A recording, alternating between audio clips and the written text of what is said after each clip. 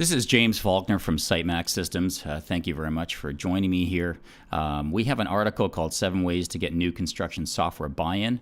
And what I thought I'd do is just narrate this for you in case you want to listen to it in your car, on your way to the office, or on your way to the job site. So here we go. I'm just going to read it off. And what we'd like you to do, if you can have any comments on this video or share it, that way we can give you some feedback via video as well.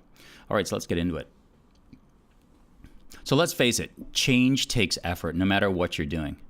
But the thought that someone else's new idea is being imposed on you without your say is not received fondly.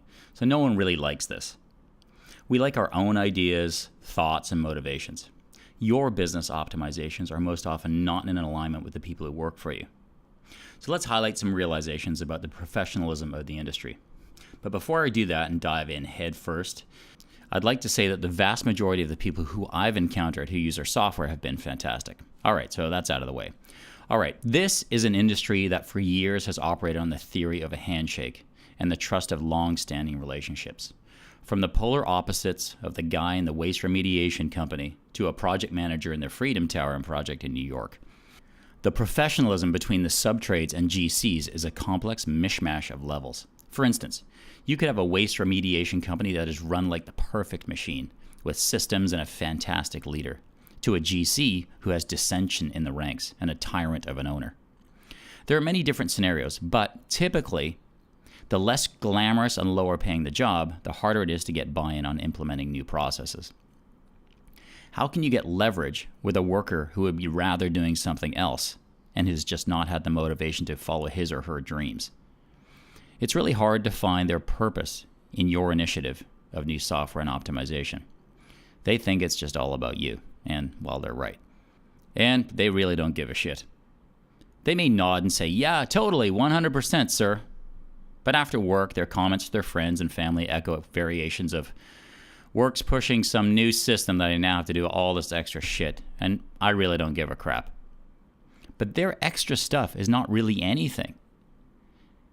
It's just the fact that they have to pay attention to something else other than the actual mechanics of their job. So wow, what a mess. How the hell are you going to do this? Well, simply put, you have to get smart about it. Here are 7 ways to help you get this accomplished. Before I get to these points, so you have some reference of my background and why you should take the points in this article into consideration, here's my past experience. I'm currently the founder and CEO of a construction software company called SiteMax. And SiteMax is a construction site management system. And I've been working with clients to onboard software for many years now. But in addition to this, I used to be a brand strategist who used to work with blue chip companies on how to motivate their people in the workplace via the persuasion of the company's brand. So I get this stuff on all sorts of levels. Right, so here we go. Here's my list of ideas. Now, these are just ideas, okay? You don't have to follow these. Just maybe put it into your conscience and think of this as you're going through, planning on how to get software out there. So, number 1, find your leverage. This is the really hard step. It's part strategy and part psychology. Let's say you're paying a general laborer $20 an hour, and now you want them to check into the job with their mobile phone to start their time for the day, and then tell you what they did at the end of the day when they check out. You have to find a reason why they will want to do it, regardless of the fact that you are mandating it. The leverage has to be on your side to get them to do it. Remember, this is your idea, not his or hers. So what are the elements that you have at your fingertips that can either be the carrot or the stick? Keep in mind that it is human nature to respond more quickly to the pain of the stick than the pleasure of the carrot. So, let's identify some carrot factors. Conscience. People in construction are, in my experience, very down-to-earth people. You have to establish a personal connection to the workers and aspire to their soft spot of being a stand-up person. This way, they won't want to let you down. So, tap into their conscience. The value of change personally. Establish that the reason that a worker might not be where they want to be in their life is attributed to value. Being good at the mechanics of your job was enough in the old days, but not today. The systems around the mechanics are just as important. Those who embrace systems around construction and who are good with it are worth more money as their career develops. This is free school for them. Note, try not to set yourself up for a pay raise here, so be very careful how you say this. Co-worker reputation.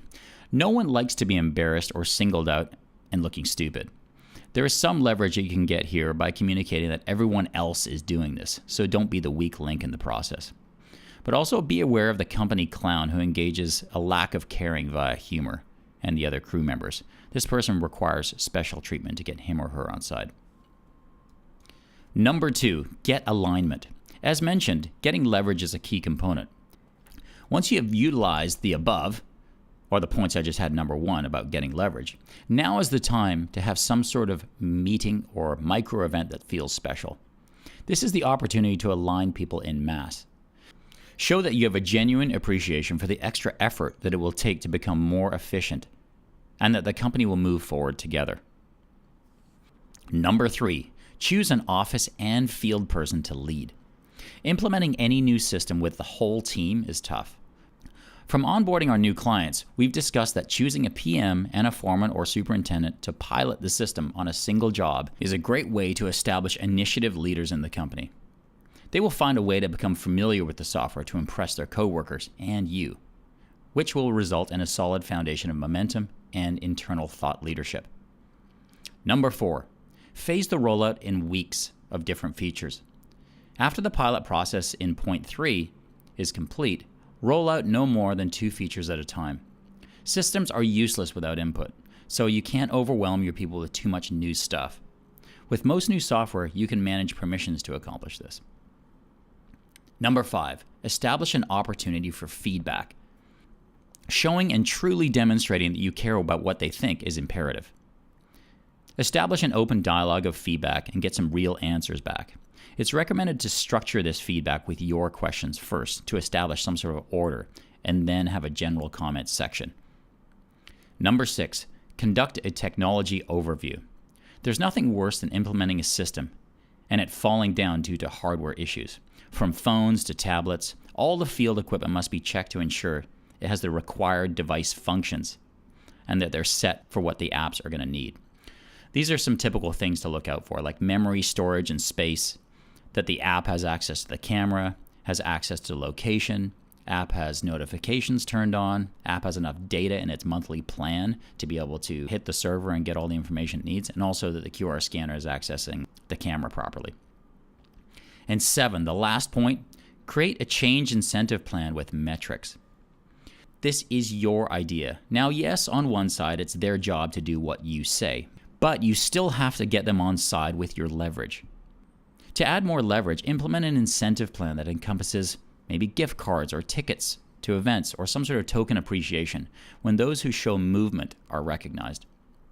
Here are some ideas for quarterly incentives. The person who does the most comprehensive reports, the most improved from last time, and the most consistent. Also, it's a good idea to identify those who appear poor at it too. You have to do this carefully and use some sort of humility not to cut them too deep. You know, like you could make some fun of the fact that they're really pathetic at it, and it's kind of like the running joke. But, you know, that'll only last so long, and their coworkers will start to think that they're not so good at their job too, so that might work in your favor. So this concludes this short audio video. I hope this article was very useful for you and that you comment on this video below with your questions or on Twitter. Once we have consolidated all your comments, we'll address them in a new video and send you out the link. In the meantime, you can go to our website at sitemaxsystems.com, and there's a blog link on there. You can take a look at all the different articles we have. Also, take a look at some of the software we have on there. It's probably a good idea to get a demo, and then we can share with you how all our clients are really leveraging their work site to be able to get as much information into the office as possible, and how it's really, really changing their business. Have a great day, a safe work site, and keep embracing new technology.